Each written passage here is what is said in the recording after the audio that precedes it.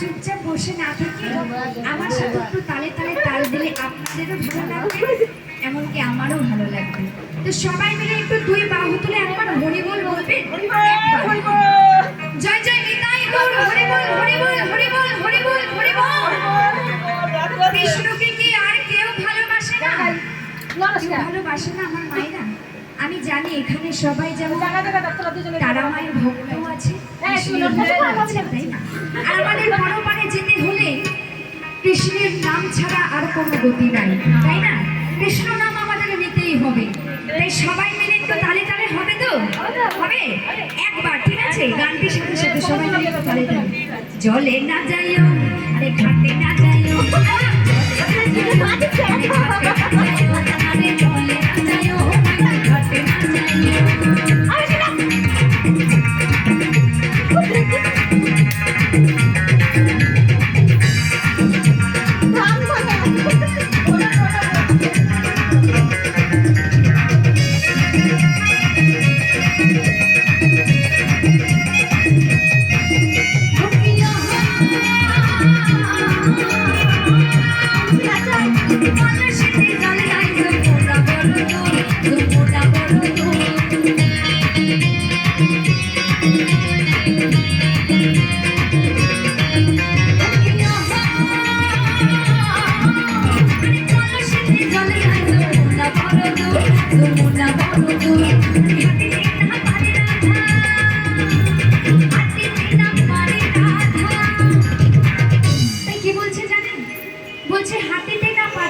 রাধারানী কেন হাঁটতে পারছিল না জানেন?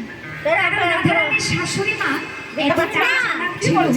যে রাধারানীর পায়ের ছিল, কারণ রাধারানী মাঝে মাঝে ওই নন্দের বেটা বলে ছোড়ার সাথে দেখা করতে যেত, যাতে দেখা করতে যেতে না পারে তাই জন্য চালাকি করে রাধারানীর পায়ে নুপুর পরিয়ে দিয়েছিল, যাতে ঘর থেকে বেরোলেই নুপুরের আওয়াজে বৌমাকে ধরে ফেলতে পারে।